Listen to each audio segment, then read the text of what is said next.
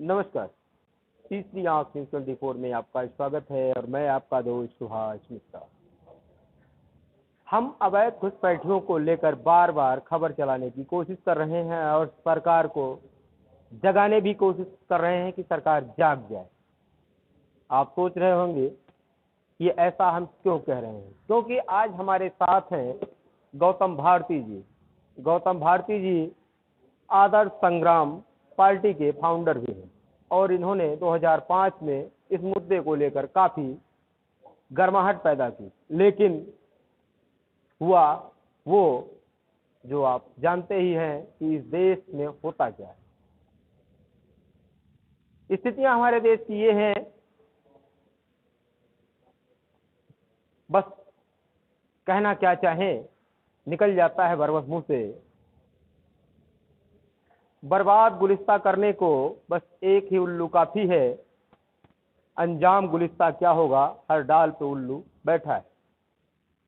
हमारे देश के नेतागण, कर्मचारी, अधिकारी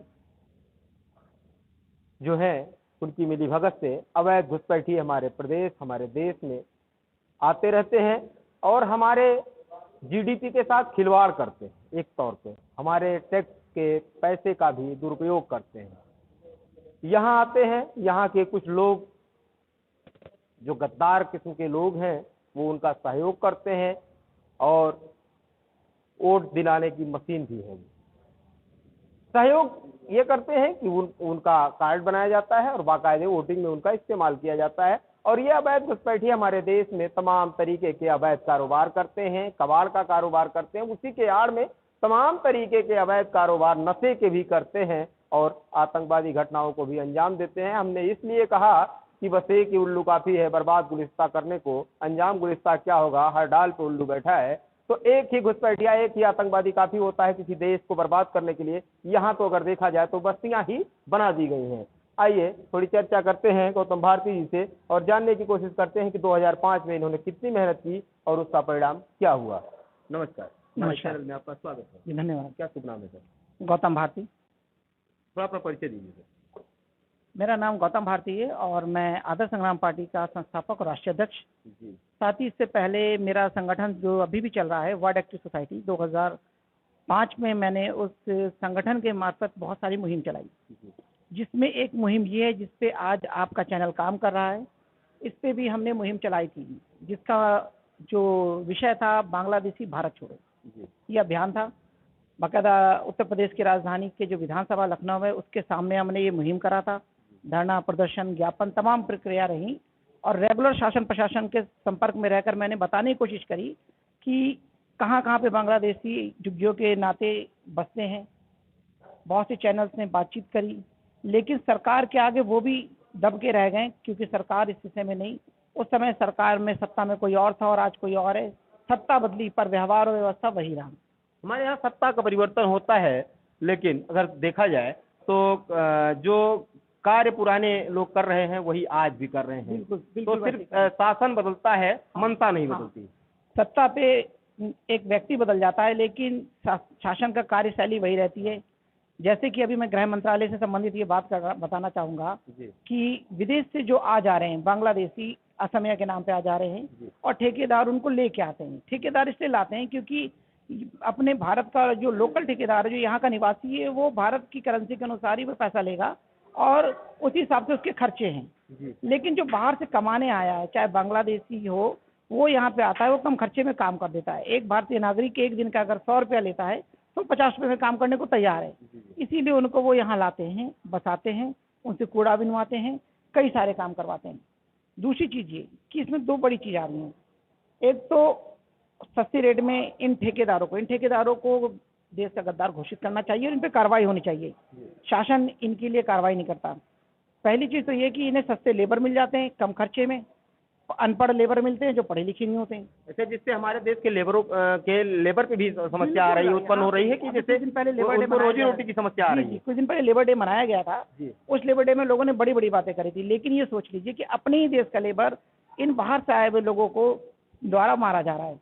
होता क्या है कि सस्ता लेबर मिला, अब वोटर का इनका ठेकेदार सरकार के कर्मचारियों की मिली भगत से राशन कार्ड बनवाता विदाउट वेरिफिकेशन। वोटर कार्ड, आधार कार्ड, पैन कार्ड, जो भी सरकारी डॉक्यूमेंट बनवा दे रहा है, वो डॉक्यूमेंट बनने के बाद वो व्यक्ति भारत में रहकर अपनी क्रिया करता है। उसके मन में अपने चाहे पाकिस्तान चाहे बांग्लादेश के प्रति उसके दिल में श्रद्धा है और उसी के लिए वो काम कर रहा है, लेकिन आईडी यहाँ की इस्तेमाल कर रहा है, पैसा यहाँ ले रहा है। मौका पड़ने पर उनको स्लीपर सेल या आतंकवादी के एक सेकंड रूप की तरह इस्तेमाल करा जाता है। तभी समय समय पे जो आतंकवादी सामग्री इधर से उधर जाई जाती है वो इनके कचरे का ही इस्तेमाल ज़्यादातर करा जाता है। कई बार 2005 में भी आत्मघाती घटनाएं ऐसा कैसे कह सकते हैं आप? बिल्कुल 2005 में ही मेरे पास न्यूज़ खबर है, मेरे पास रिपोर्ट रखी है। 2005 में कई जगहों पे जिंदा बम, मिसाइलें और बारूद इनके बोरों में मिले हैं, कचरे के बोरों में, कचरे के बोरे में पाए गए हैं। और अभी आपका 2010 में एक मैंने मुहिम चलाई थी जिसमें मैंने कचरे के बोरों में एक्सपायरी दवाइयाँ तक देखी, ड्रग्स तक देखी। केसरबाग बस अड्डे पे ये मेरी मुहिम थी, वो भी मेरे पास न्यूज़ कटिंग है जिसमें डॉक्टर AK शुक्ला उस समय CM होते हैं। वो काफ़ी ड्रग्स जो दवाइयाँ थी, करोड़ों रुपए की दवाइयाँ बोरों में भर के इधर से उधर ले जाई जा रही थी। कहने का मतलब ये कि आज ड्रग्स की सप्लाई का काम भी इन कचड़ों से हो रहा है, इन कूड़े खानों के द्वारा करा जा रहा है। लेकिन ये कूड़ा अवैध जितने भी कारोबार हैं ये इन कबाड़ियों के द्वारा, इन अवैध घुसपैठियों के द्वारा कराया जा रहा है। और इसका जिम्मेदार ये स्लीपर सेल एक तौर पे अगर देखा जाए तो क्या ये स्लीपर सेल का काम कर रहे हैं? इस वर्ड के लिए तो ये स्लीपर सेल का इस्तेमाल शब्द अगर कहा जाए तो इसे गृह मंत्रालय डिफाइन ज़्यादा अच्छे से करेगा, लेकिन कहीं ना कहीं ये हाँ है कि स्लीपर सेल की तरह ये काम करते हैं, क्योंकि ये आम नागरिक की तरह ये काम करते हैं। पर इनकी इंटरनली मंशा जो होती है वो जानते हैं कि मैं किसी और देश में कमा रहा हूँ, यहाँ से मुझे जाना आज नहीं तो कल। जैसे हमारे देश के लोग फॉरेन कंट्रीज में काम करने जाते हैं तो जो ममता होती है, जैसे हमारे यहाँ से प्रधानमंत्री जब वहाँ जाते हैं तो वो अपने देश के प्रति काफ़ी अट्रैक्टिव रहते हैं और अट्रैक्शन रहता है और काफ़ी देखा जाए तो जयघोष भी करते हैं। तो ऐसे ही ये छुपे हुए लोग हैं जिनके दिलों में ये खुल के तो नहीं आते हैं, की भावना चल रही है, उनके राष्ट्र की भावना, और वो उनका मकसद है भारत को बर्बाद करना। सच्चाई तो ये है वो भारत को बर्बाद करने के लिए, और ठेकेदार इस बात को नहीं समझ रहे हैं। ठेकेदार कम खर्चे में लाते हैं, और दूसरा इलेक्शन के समय इन ठेकेदारों को नेता ढूंढते हैं, बड़ी बड़ी पार्टियां ढूंढते हैं, ठेकेदारों को पैसों से इतना पोषित कर देते हैं कि वो जो झुग्गियों में आपने लेबर बसाए हैं उनको आप हमें वोट दिलवाइए। अच्छा, जैसे अब अवैध झुग्गियाँ जो बनी हैं ये तो सरकारी जमीनों पर बनाई गई हैं। एक चीज़ हम ये भी जानना चाहते हैं आपसे कि जैसे अभी हमने एक खबर की थी यहाँ क्या नाम है, डॉक्टर भीमराव अम्बेडकर यूनिवर्सिटी के पास में एक एरिया है, वहाँ करीब 20,000 स्क्वायर फीट से ऊपर की ज़मीन होगी, गवर्नमेंट की ज़मीन है। वहाँ एक चीज़ हमने देखा कि वहाँ AC तो नहीं कहा जा सकता, लेकिन कूलर, पंखा, फ्रिज, TV सारी व्यवस्था सिस्टमेटिक तरीके से वहाँ है, सभी के घरों में चल रही है। और तो और वहाँ पे पानी की भी व्यवस्था है। तो हम ये जानना चाहते हैं थोड़ी सी बात कि आखिर ये लाइटिंग की व्यवस्था उनको कैसे मिल गई? बिना मीटर, अनमीटर्ड काम चल रहा है, और वहाँ पे जो बैठा हुआ अमला है क्या इसकी जांच नहीं कर पा रहा है, या बिजली इनको फ्री में दी जा रही है? ये कौन सी व्यवस्था है हमारे उत्तर प्रदेश में?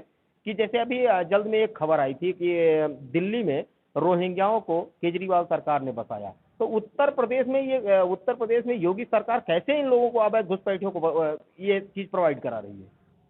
सबसे पहले तो मैं अपने माननीय मुख्यमंत्री योगी जी से कहना चाहूँगा, एक संदेश है कि माननीय जी, आप राजनीतिक दुश्मनों के ऊपर तो बुलडोजर चलवा रहे हैं और उनके ऊपर कार्रवाई कर रहे हैं, लेकिन ये जो देश के दुश्मन हैं, जो इस तरह से बसे में झुग्गियों के नाते, दुश्मन होता है, भले वो झुग्गी में रहे, भले महल में रहे, तो ये वो दुश्मन हैं जो भारत के नहीं है, खुद को असमिया कहते हैं पर है बांग्लादेशी। इस पे सरकार की कोई रिपोर्ट नहीं बनी है और कुछ खबरें चलती हैं, लेकिन ये इन लोगों के पास कौन सी ऐसी ताकत है कि सरकार के और विभागों को चुप करा देते हैं? ये अपनी कमाई का एक मोटा हिस्सा DM, LGM या शासन तक पहुंचाते जरूर होंगे। ये बहुत गहरी बात आप कह रहे हैं। पहुंचाते होंगे, तभी सरकार की निगाह नहीं जा रही। वहाँ बिजली कनेक्शन कौन सा अधिकारी, एक LDA से मकान अलॉट करा गया, मकान आदमी ने खरीदा, भारत का नागरिक एक फौजी ने खरीदा, लेकिन उसको बिजली कनेक्शन देने में तमाम परेशानियां होती हैं, पर उनके घर तक लाइट पहुंच रही है, हमारे देश की बिजली पहुंच रही है, उनके घर में सुविधाएं सारी हैं। आपने इसी बिजली का नाम लिया तो एक चीज और हमको याद है, 58 करोड़ पर डे का बिजली विभाग को नुकसान भी हो रहा है, इसके बावजूद इस तरीके की फ्री बिजली इसमें अधिकारी, देखिए वो अधिकारी भी राष्ट्रद्रोही हैं जो इनको बिजली दे रहे हैं। इनको बिजली देना भी राष्ट्रद्रोह के मामले में, क्योंकि हम आतंकवादी को किसी भी तरह पोषित कर लें, आतंकवादी का समर्थन करना या आतंकवादी गतिविधि से जुड़े व्यक्तियों का समर्थन करना, देखिए आतंकवादी को एक चेहरा नहीं है, एक सोच है, एक व्यवस्था है, उस व्यवस्था को आप पोषित कर रहे हैं। बांग्लादेशी जैसे नागरिकों को जो असमिया कह के रह रहे हैं, उनको यहाँ पर जगह देके वो पोषित कर रहे हैं। इसमें वो कर्मचारी, वो नागरिक भारतीय उत्तर प्रदेश का हो या केंद्र का हो, अगर वो मिली भगत, तो सरकार को उन पर कार्रवाई करनी चाहिए। उन्हें राष्ट्रद्रोह के तहत उनको नौकरी से निकालना चाहिए। जो उनको बिजली दे रहे हैं, जो उनके वहाँ समरसेबल पंप लगा रहे हैं, क्यों दे रहे हो आप? वो कूड़ा बिन के इकट्ठा कर रहे हैं। सरकारी डंप यार्ड बन रखे हैं तो वहाँ कूड़ा क्यों नहीं जाता? इनके पास कैसे पहुँच? सबसे बड़ा सवाल है कि सरकार ने सरकारी डंप यार्ड बना रखे हैं, तमाम जगह कूड़े से बिजली पैदा करने का सिस्टम बना रखा है, बिजली का ये कूड़ा वहाँ क्यों नहीं जा करके इनके पास कैसे आ रहा है? आप देखिए अपने लखनऊ में सिवरी पे बना प्लांट, बिजली कूड़े से बिजली पैदा होनी चाहिए, ये कूड़ा बिजली पैदा करने के लिए जा रहा क्यों नहीं? आखिर सिवरी प्लांट की जगह ये इनके पास कैसे कट हो रहा है? इस पर किसी अधिकारी ने और हमारे लखनऊ के माननीय जिलाधिकारी ने कभी इस पर जांच करने की कोशिश करी कि वहाँ कूड़ा जाने की जगह वहाँ क्यों नहीं जा रहा? और इन कूड़ों का मकसद ये कूड़े के नाते ही यहाँ पे ये अवैध सामग्रियाँ, अवैध असला, ड्रग्स, ये सारी चीज़ें इन बोरों में आ रही हैं और ये ठेकेदारों को एक मोटा कमीशन मिलता है ये सब करवाने के लिए।